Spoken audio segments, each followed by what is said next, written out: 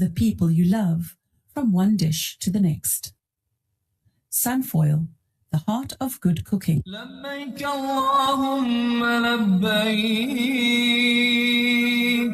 Are you going for Hajj or Umrah? We at Al Ansar Shop have got you covered. From ihrams, ihram belts and kitabs, we're also stockist of Zamzam water from the wells of Mecca, dates from Medina, all at a ridiculously low price. Visit us at 207 West Road or call us on 031 208 1601. Al Ansar Shop, your one-stop Islamic shop.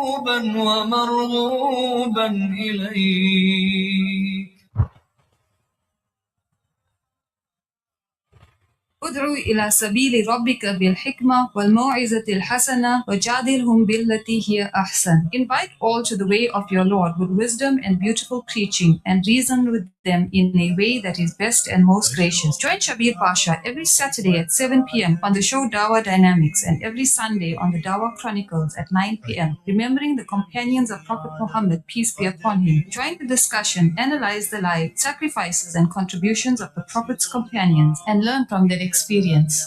Radio Al Ansar, 24/7, 365. Doctors and guests on a medical files program will help you with any medical problems you have by giving you advice on air. However, they do not have your full medical history and they have not seen you. Please verify the advice given to you on air with your doctor who knows you better. Neither the doctors nor Radio Al Ansar will be held responsible for any ill health caused by the advice given on Radio Al Ansar.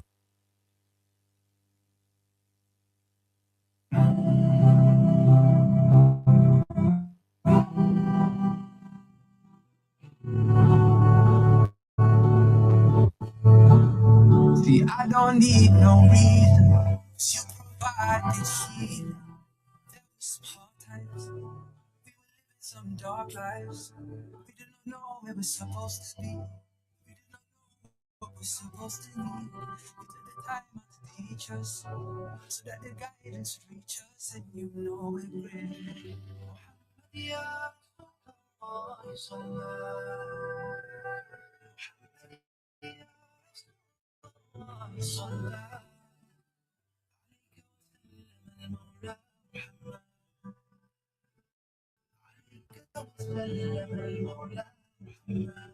Look up to the best of the men, and I'm working on the test to the end. I'll follow in the message he sent, and try turning these lessons into action. Oh, I pray for the day that I see dreams, for all humanity. You gave me the blueprint of life, taught me the rules and the right, shining like the moon in the night. This is how we speak on your life. We was all in need of a God and the Lord you sent us. A'udhu billahi minash shaitanir rajim. Bismillahir rahmanir rahim. Assalamu alaikum wa rahmatullahi wa barakatuh, and welcome to the Pizza Marisburg Pulse Show on your favorite radio station, Al Ansara 90.4 MPT Marisburg, 105.6 FM. I'm Shubnum Ismail, keeping you educated on medical matters on this beautiful Mubarak Saturday morning. So welcome to Thriving After Stroke. Today we are diving into a topic that affects millions of people worldwide: strokes. Strokes can strike without warning, changing lives in an instant. But amidst the challenges, there are stories of courage, resilience, and triumph. Our guest today is a shining example of that, and she is here to share her journey, insights, and hope. Assalamu alaikum wa rahmatullahi Famidabanu, and welcome to the Pulse Show. Assalamu alaikum, and to the listeners as well. Assalamu alaikum. I hope you're doing well. Some background insight to our guest. Famidabanu is a remarkable woman who's defying the odds after experiencing not one, not two, but 3 strokes in 2019.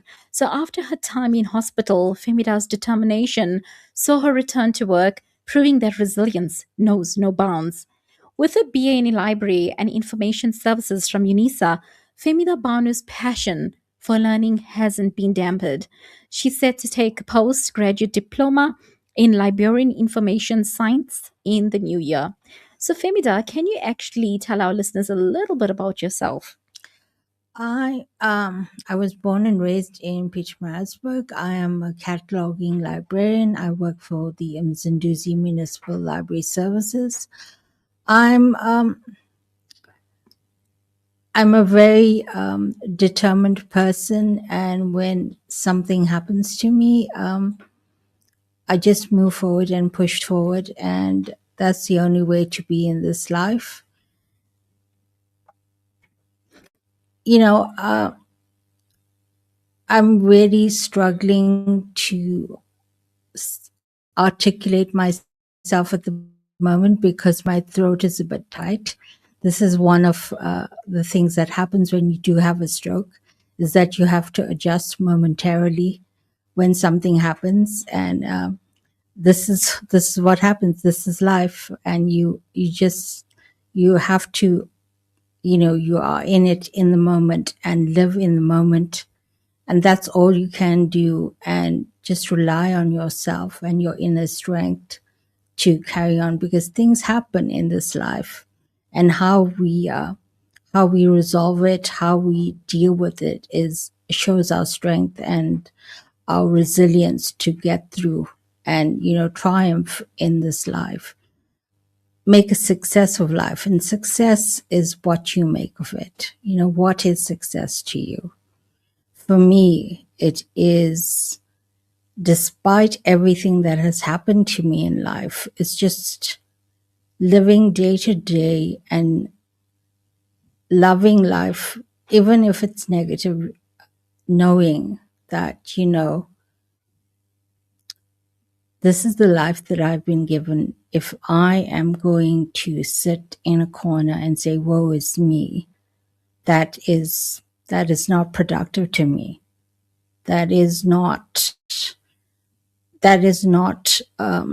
edifying to me or the people around me, because no matter what happens to you, you have a purpose, you have a life, you have been given a life. Your life is a gift. And to throw it away, because you feel that you are impaired, or you are something, because other people say that, oh, you are impaired, you are disabled, now you cannot do this. But in the end, it is always a triumph of the human spirit to carry on and to persevere. It's this, our survival instinct. We must carry on, we must survive. And, we have to. We have to, for our sakes, for the people around us, for those that we love, whether they be our family, whether they be our pets, whether they be our larger community. We have contributions to make to this world, because after all, that's, we are here for each other. We human race, we human beings, we are pack animals, we depend on each other. Famida, I salute you for coming out this morning and also having the courage to share your story. And I ask the listeners to make dua for you and for you to have sabr, and that you're going to be actually enlightening. And also the show is about empowering and making those that are diagnosed not only with strokes, but with other ailments to know they're not alone. So Famida, what was your life like before the strokes? Before the stroke, I was just coming out of a major depression that was because my mother passed away in 2016, and I was very close to her. And I was just coming out of that depression, and I was in a new job, and I was just coming back to life, so to speak, because after my mother's death, I self-isolated a lot. And I was just coming back to myself, going out, socializing, making plans to study further, and, doing all the things that I had put on the back burner after my mother's death, because her death affected me terribly. As I said, I went into a major depression. And just as I said, I was coming back to life. Life looked on track. I was in a new relationship. Everything looked, like, I'm finally coming out of the darkness. And then the stroke happened. So, And how did you first notice something was wrong? it was the early morning of the 19th. It was a Saturday. I was sleeping and I was like, oh, I need to go to the bathroom. So I got up and I took a step forward and immediately went down because my left leg was not cooperating. And somehow, in that moment, I realized, oh, I'm having a stroke, and I don't know how I made it to the bathroom. I got to the bathroom. I used the bathroom. I was like, what time is it? I didn't think of phoning the ambulance or anything. I said, my cats are hungry. So I went into the kitchen and I started getting their food out, dragging my foot along. I don't know how I did it up till this day. And while I was giving my cats food, I had another stroke because I vomited, and that was number 2. And then I phoned and said, oh no, this is happening to me. I phoned, family, friends. They said they're on their way, and they were taking their time. And then my neighbor and my custodian for my building, they came and took me to Mediclinic. On the way to Mediclinic, I had another stroke. I was vomiting and throwing up. And I didn't know I was having 3 separate strokes. It's only when they had the CT scan and the doctor told me, oh, you had 3 separate strokes. And how did you feel when you realized what was happening? Honestly, it was like an out-of-body experience. I was like disassociated from what was happening to me. It's like I was weirdly calm in the moment. I don't know. Maybe because my brain was damaged at that moment. But as I said, I was disassociated from what was happening to me. And it is a very weird disassociative state that you are in when this is happening. So you're like in hyperrealism. You're seeing yourself doing stuff. And how did you cope with the physical and emotional impact? In the moment, I didn't, honestly, because things are happening to you. It's very fast paced. It's only after the effects happen, then you sit and you realize, oh, I can't do this, I can't do that. This is difficult. This is hard. But when it's like in the first 24 hours of it happening, you are all over the place because your mind is finding new equilibrium now, because your areas of your brain are damaged. Your blood has to find new ways of going through, the blockages have to clear. And all of your perceptions, all of your reality is informed by what is happening to your brain. Because you might think you're hallucinating. At one point, the ceiling was moving. I'm going, what the hell is happening? But your vision is impaired because that center of your brain that controls your vision has been damaged. So as I said, it is like hyperrealism. It's like you're seeing yourself in a movie. And how did your family and friends react to your condition? It was quite a shock for them. I phoned my aunt and my uncle. They came to the hospital. But it was to be expected. Honestly, I have a family history of strokes, arteriosclerosis, as well as heart disease in my family. My father passed away at 50 from heart attack. My mother also passed away from a stroke or an aneurysm, but she had problems of that nature 2 years previously. Family history of hypertension. So it was to be expected, when we're young and we in our lives and, medical eventualities are like, oh, it'll happen, some other time. And, we're basically in denial of our family history. And that was it, basically. It's asymptomatic hypertension at that level. When you have a stroke, hypertension is like, it doesn't give you signals. It doesn't this thing. It's in retrospect. Oh, that happened and that happened. And that was a symptom of that. But in the moment when it happens, you don't think, oh, this is a symptom of a stroke to come. You don't. And what was the most challenging part of your recovery?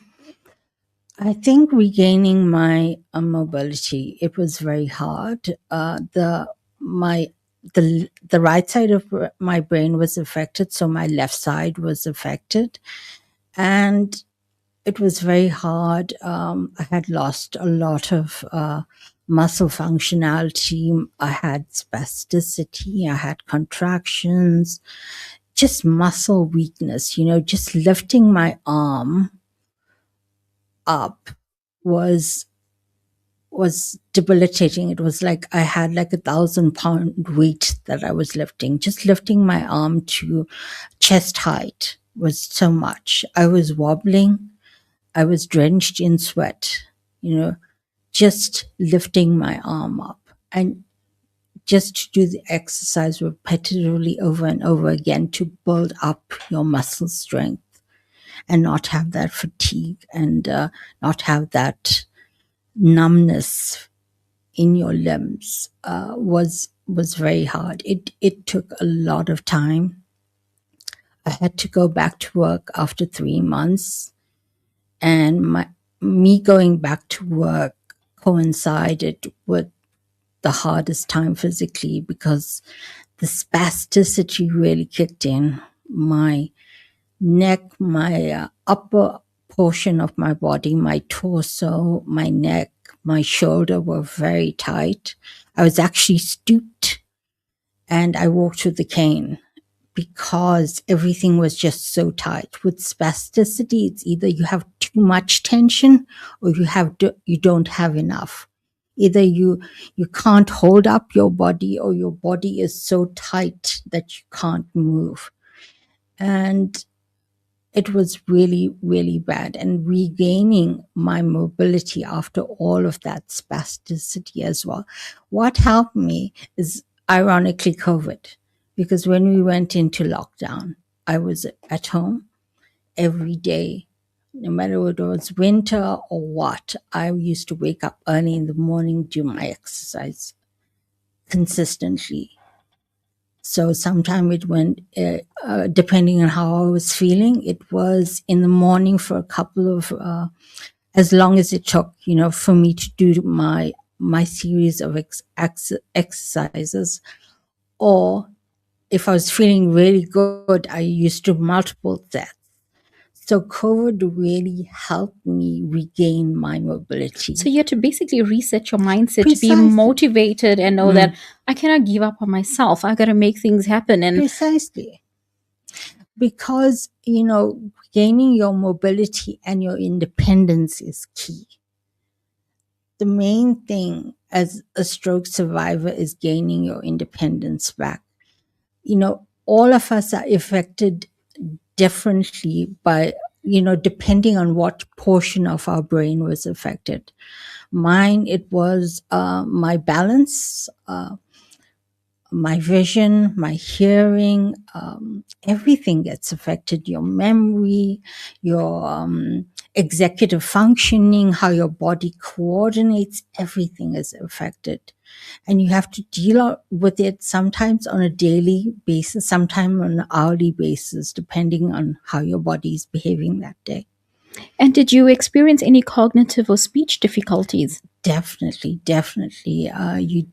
I did experience cognitive issues. As I said, executive functioning, how to do things, how to coordinate your muscles in order to do stuff. Your aphasia, with your language, it's like, did the stroke give me ADHD? Yeah.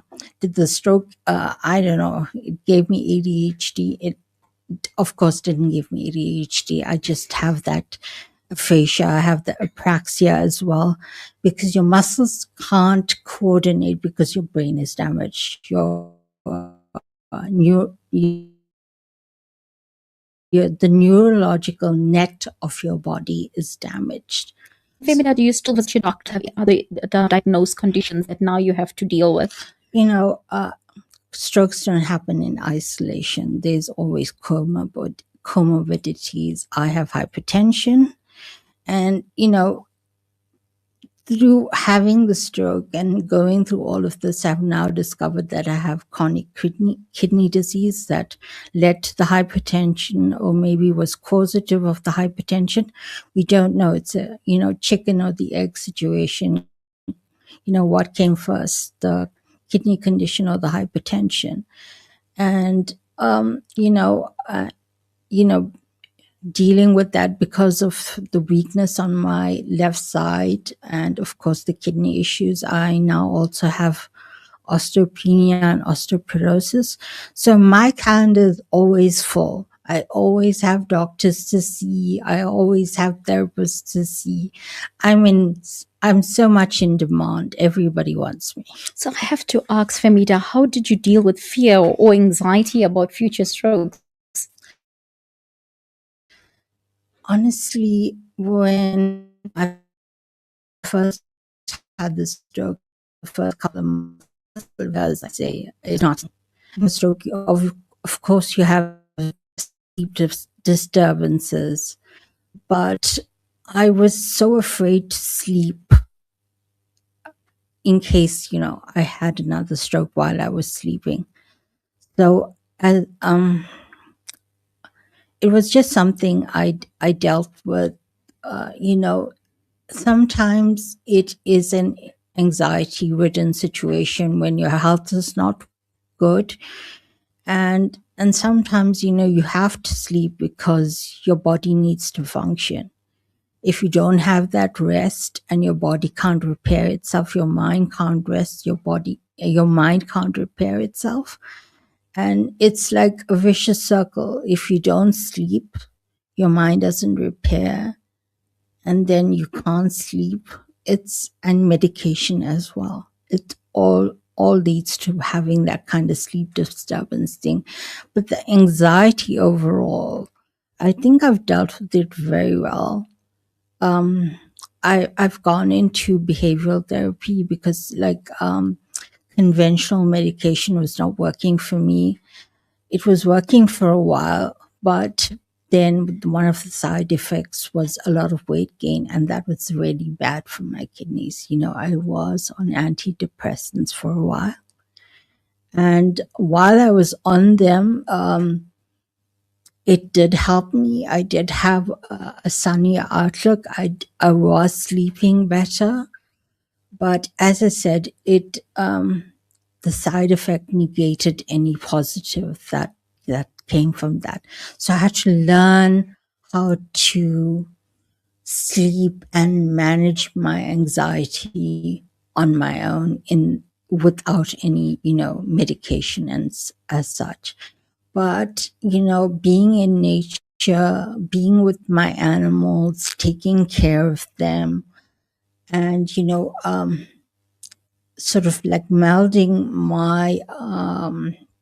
my schedule to a certain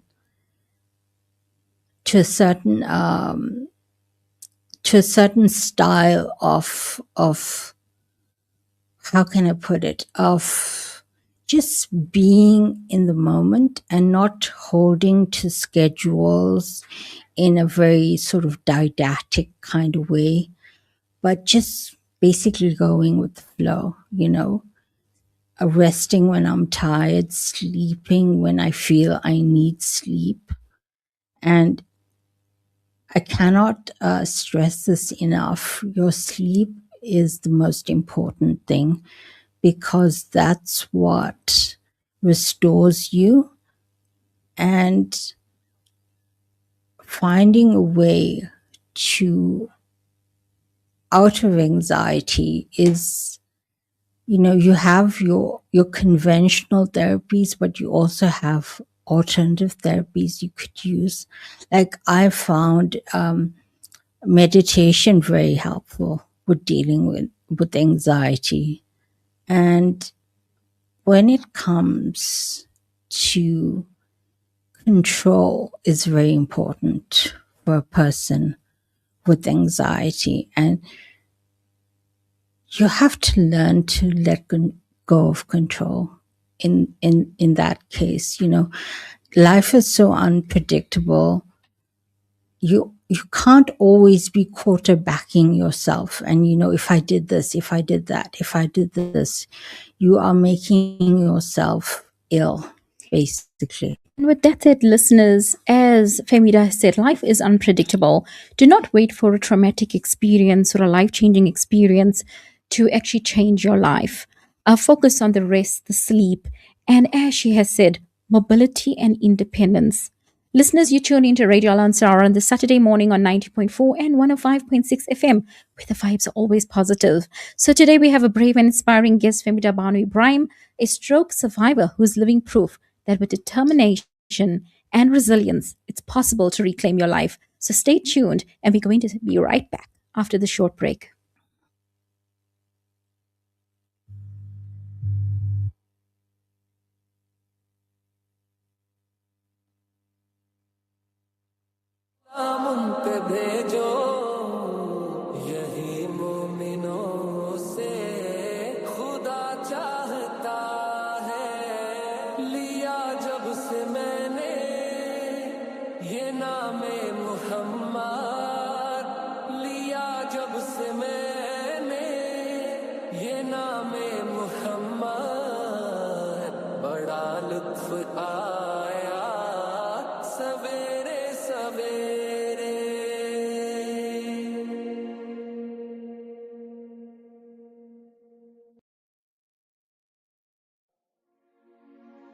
लिया जब से मैंने ये नाम मुहम्मद, लिया जब से मैंने ये नाम मुहम्मद, बड़ा लुत्फ आया सवेरे सवेरे, इबादत का सौदा अंधेरे अंधेरे, इबादत का सौदा अंधेरे अंधेरे, मुनाफा कमाया सवेरे सवेरे,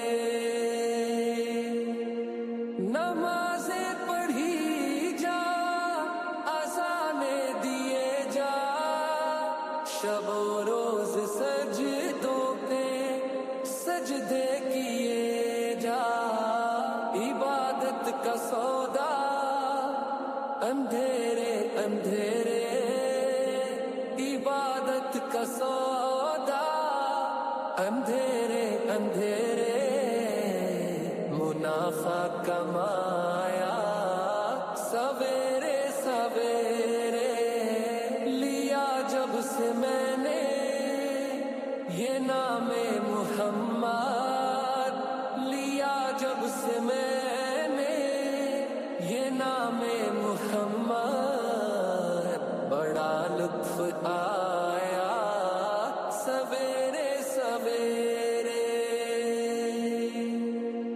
वो रोज़े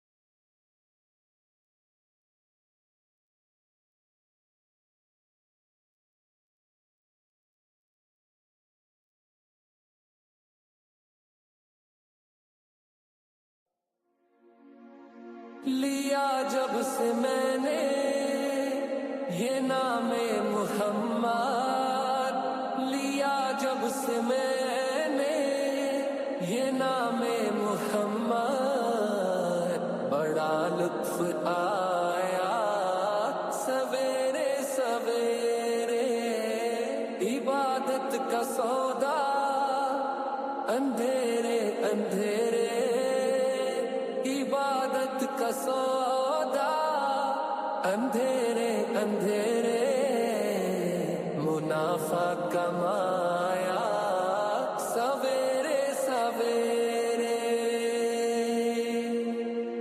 नमाज़ें पढ़ी जा अज़ाने दिए जा शबो रोज सजदों पे सजदे किए जा इबादत का सौदा अंधेरे अंधेरे इबादत का सौदा अंधेरे अंधेरे मुनाफा कमाया सवेरे सवेरे लिया जब से मैंने ये नामे मुहम्मद लिया जब से मैंने ये नामे मुहम्मद बड़ा लुत्फ आया सवेरे सवेरे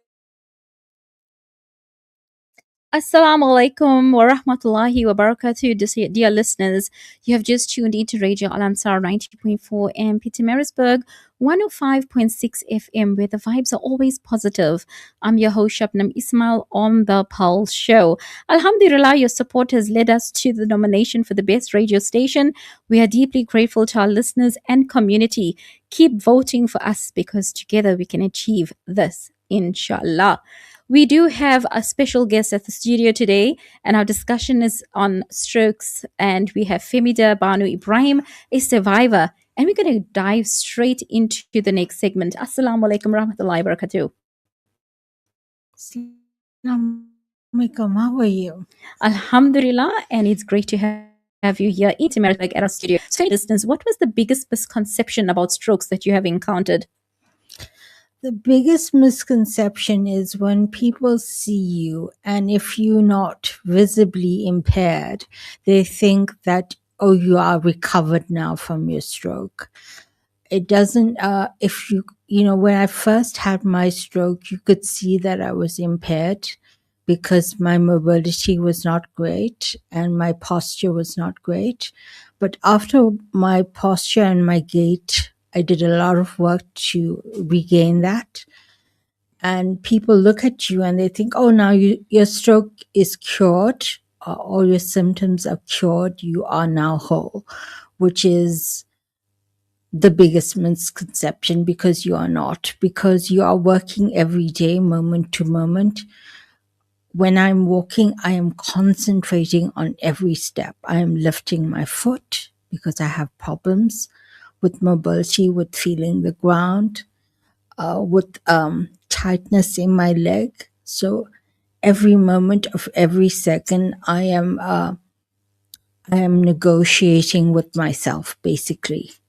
Self-motivation is very important. Yeah. And tell us, Femida, how did your perspective on life change after the strokes?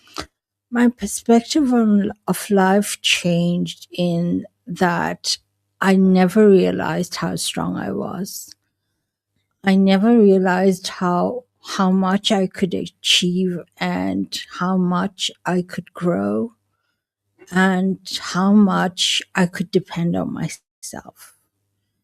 And I've come to the realization that you can have a brilliant support system, but if you yourself don't have the impetus to move forward, that you're never ever going to achieve your physical and your cognitive and your life goals and get back to a semblance of yourself, your new self, because your old self is definitely gone. You're in a new reality now. And, I can't overemphasize the fact that when a person gets this kind of illness, when you have cognitive pitfalls that happen, people look at you in a different kind of way. If my voice kind of goes kind of wonky, they're like, oh, whoa, it's, as I said, you have to make a joke of it or laugh about it, or, explain to people exactly what is happening, why your voice is tight, or why your energy is not as it was before. And on that note, Femida, can you share a particularly tough moment during recovery? A particularly tough moment for me was one day I came home from work. It had been storming and there was a hailstorm. And one of my neighbors was trapped in a house and I was trying to help her. And I couldn't physically help her. And there comes a point in your recovery, there has to be a realization there are going to be things that you can't do. And how did you find the strength to keep going? You know what? Even with my dicky leg and my hand that doesn't work properly, I tried to help her. And you know what happened? I fell down. Amongst the hail, and I was scrambling around like, a turtle on its back, and I couldn't get up. I was like, now what? She's trapped there. I'm on the floor. Now what? Because nobody was at home at that point because I had taken my afternoon off.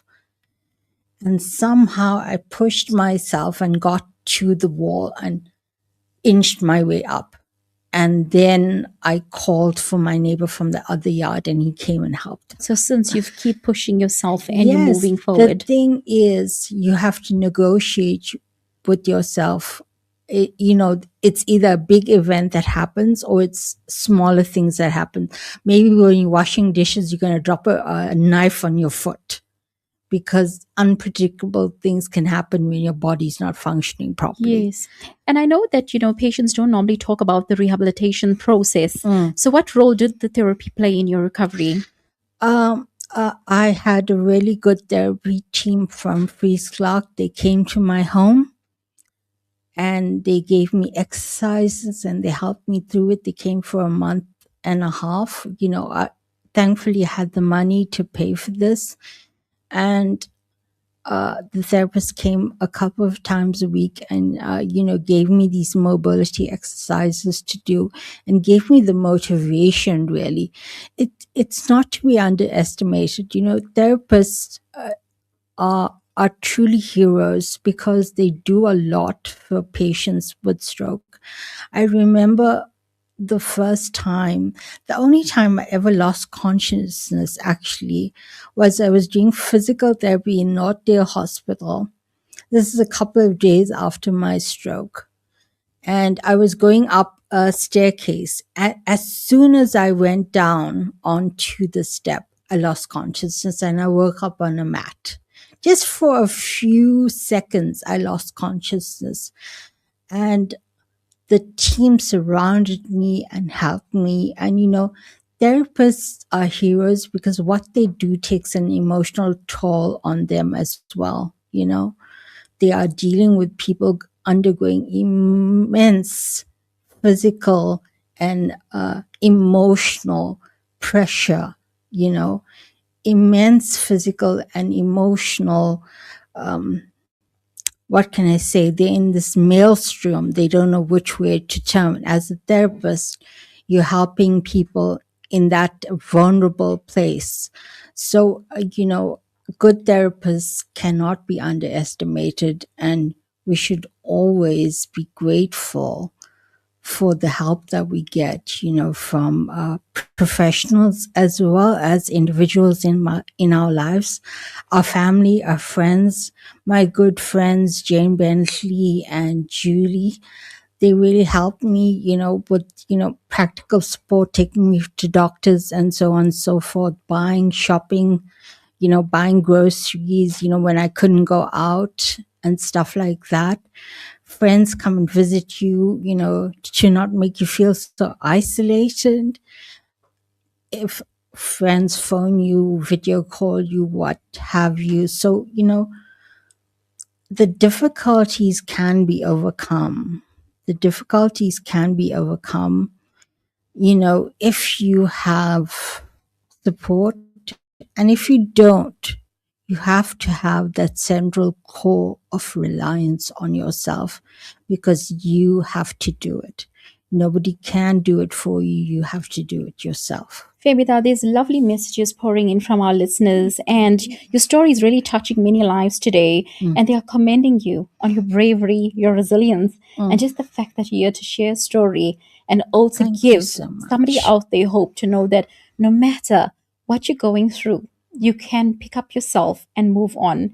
And with that said, listeners, you have just joined into the Tamarisburg Pulse Show with myself, Shubnum Ismail. And today we are talking strokes from a survivor, Famidabanu. So stay plugged as we take a short break. Grab that cuppa. Don't go anywhere. We'll be right back.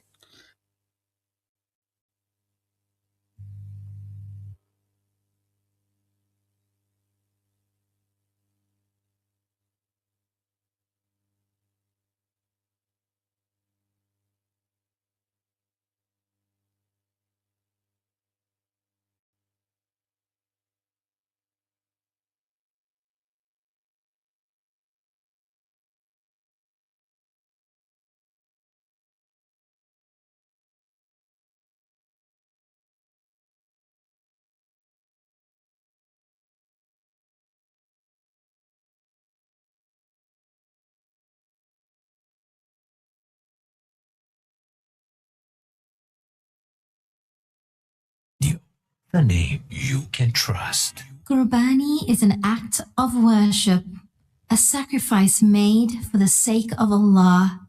But for some families, it may be the only time all year they are able to have meat. This Eid, your Qurbani can reach them. From just 1,300 Rand, you can provide Qurbani meat to families in over 30 countries. Make your Qurbani count. Give Qurbani, give love with Islamic relief. This May, something beautiful is coming your way. Urban Women and Community Buzz are coming together to celebrate the strength of you, the woman who carry it all. If you're a widow or a single mom who is the sole provider, this is your moment. We're selecting 50 incredible women for a special day filled with joy, appreciation, and love. Because you matter most. To qualify, simply DM your story and date of birth on Instagram at Al-Ansar Foundation. Proudly brought to you by Al-Ansar Outreach. Iqra wafham. Read and understand the Holy Quran. Your program giving you the most powerful manual for life. It's the message from Allah subhanahu wa ta'ala through the Last Testament. The ayahs are recited, translated and explained for us to understand by various learned scholars of Islam. Comes to you every Sunday at 8 p.m. and Fridays at 10:30 p.m. Iqra wafham. Read and understand. Radio Al Ansar, 24/7, 365. Doctors and guests on a medical files program will help you with any medical problems you have by giving you advice on air. However, they do not have your full medical history and they have not seen you. Please verify the advice given to you on air with your doctor who knows you better. Neither the doctors nor Radio Al Ansar will be held responsible for any ill health caused by the advice given on Radio Al Ansar.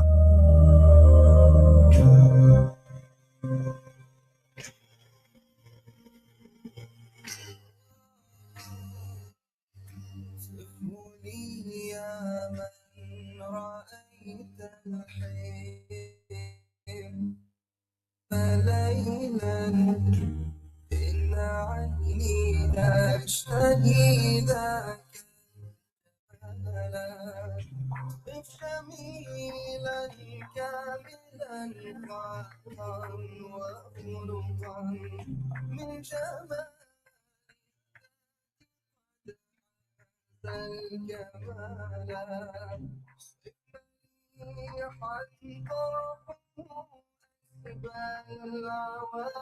الجمال وجيها وجهه هذا الجمال قولي يا من رأيت الحين ليلا إن عيني تشتهي ذاك الجمال صفوني بالسندس يأتي حين يبدو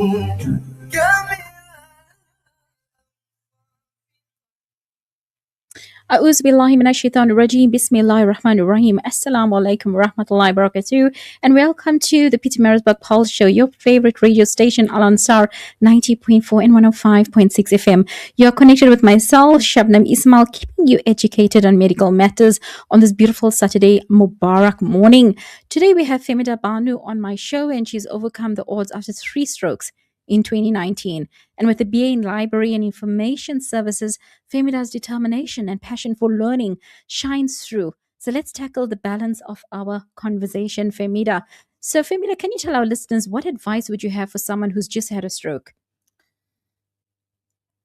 The advice I would give is, of course, follow the dictums of your doctor and your medical team, and have your friends and family around you for support. And most importantly, come back to yourself. Come back to who you are on the base level, because your life is going to change, and it's up to you whether it is for the positive or it is for the negative. And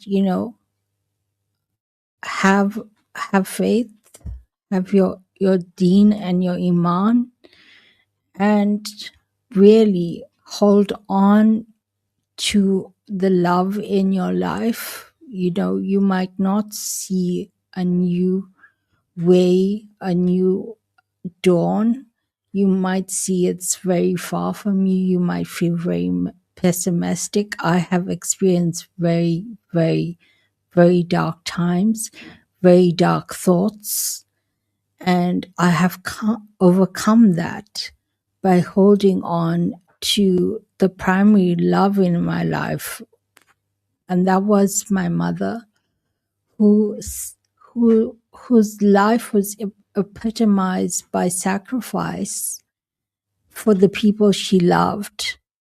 And in her memory and in her name, she made me a very strong person.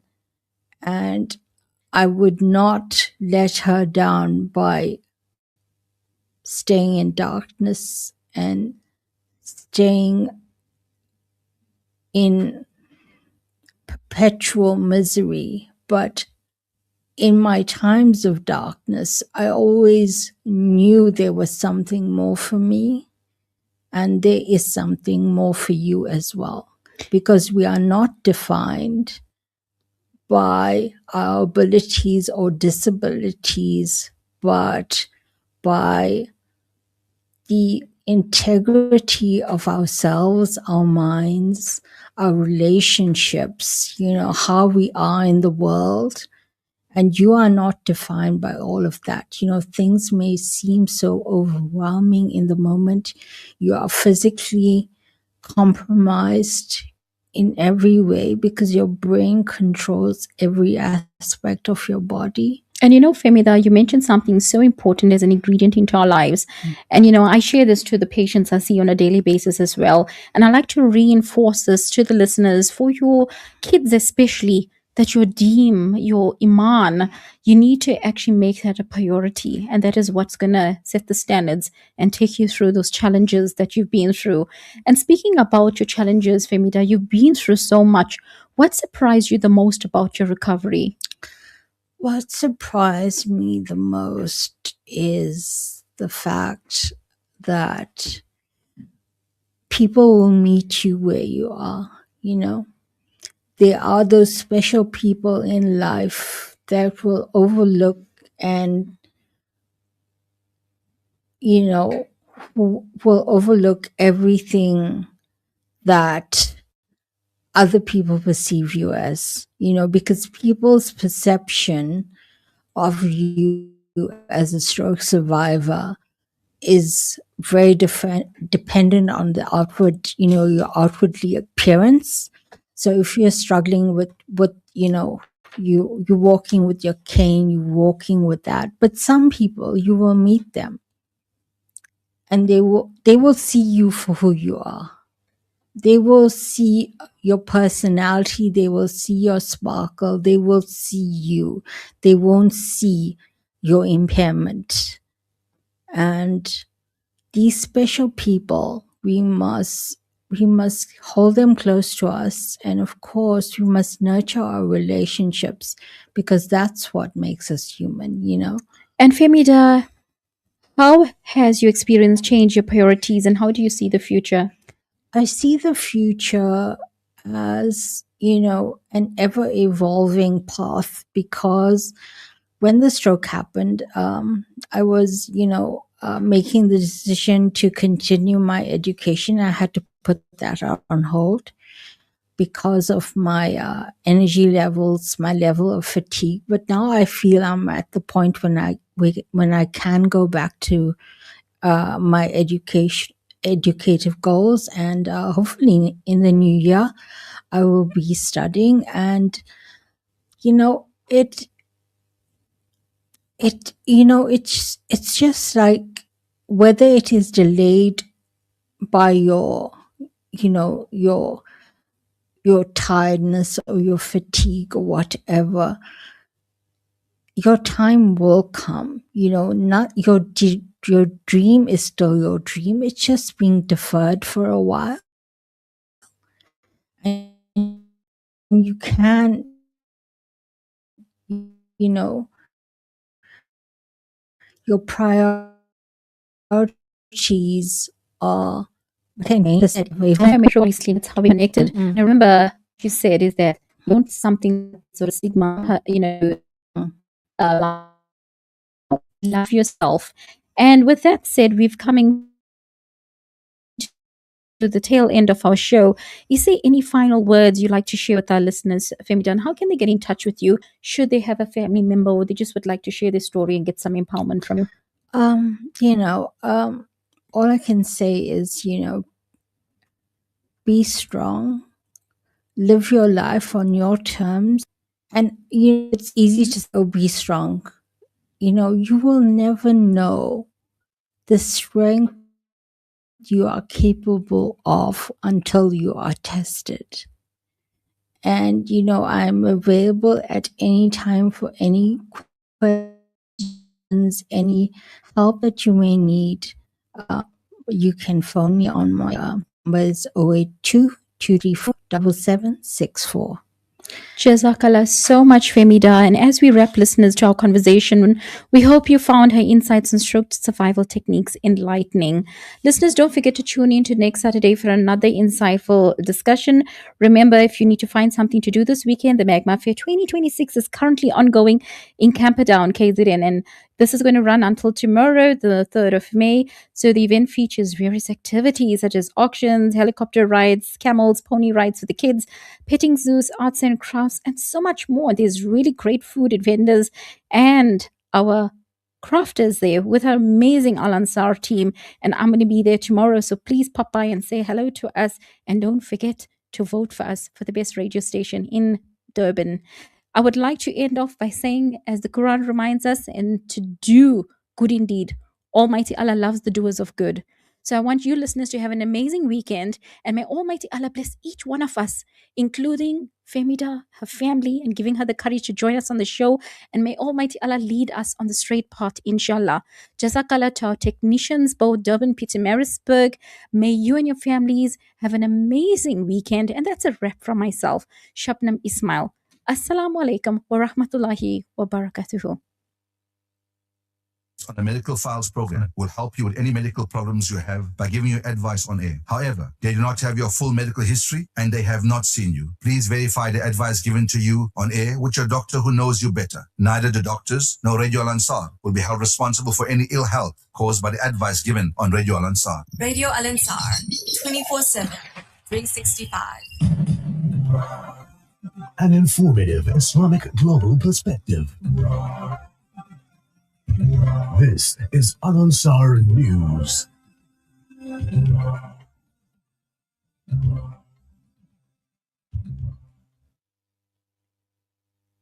My boy Madlala, the former Alfred Duma municipality mayor, for defeating the administration of justice and unlawful possession of firearms is scheduled to proceed in November at the Pietermaritzburg Magistrates Court. Good morning, I'm Tabila Duma. The trial of Vincent Mayiboy Madlala, the former Alfred Duma municipality mayor, for defeating the administration of justice and unlawful possession of firearms, is scheduled to proceed in November at the Pietermaritzburg Magistrates Court. Madlala's arrest in July 2021 followed an incident in which he allegedly attempted to prevent members of the political killings Tasker team from arresting his sons, Sandile and Sabelo Madlala, at his home. The PKTT were there to execute warrants for the sons' arrest in connection with a triple murder case.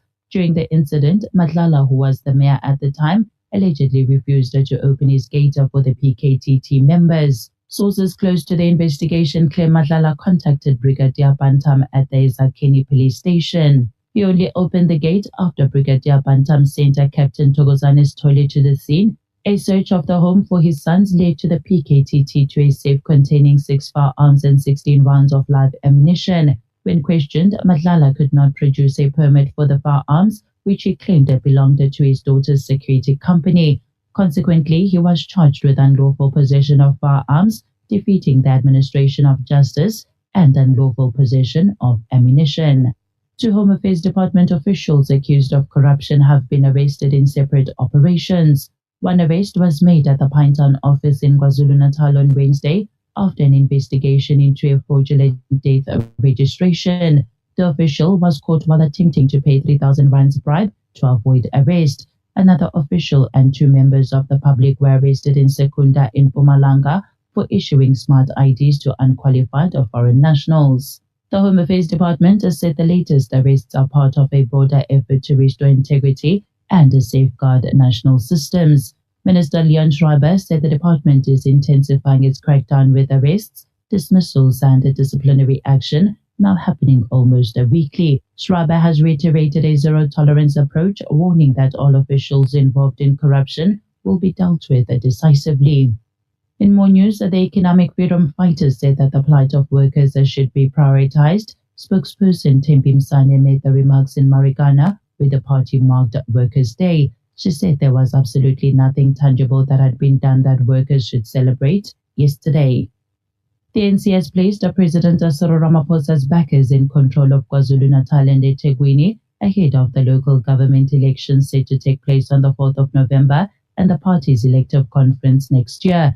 2 weeks ago, the party removed the provincial convener Jeff Radebe and replaced him with Mike Mabuyakulu and appointed James Nxumalo as the provincial coordinator. Both Mabuyakulu and Nxumalo are Ramaphosa's backers, having supported him at the 2017 and 2022 party elective conferences.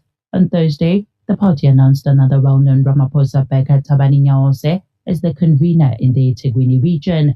Nyaose, who is currently the eThekwini municipality speaker, will be assisted by Tandukolo Sabelo as a coordinator. Nyaose and Sabelo were in the slate that unsuccessfully challenged the powerful pro-Zuma slate that ensured Sandile Kumete won the chairperson race in 2022. Kumete was unable to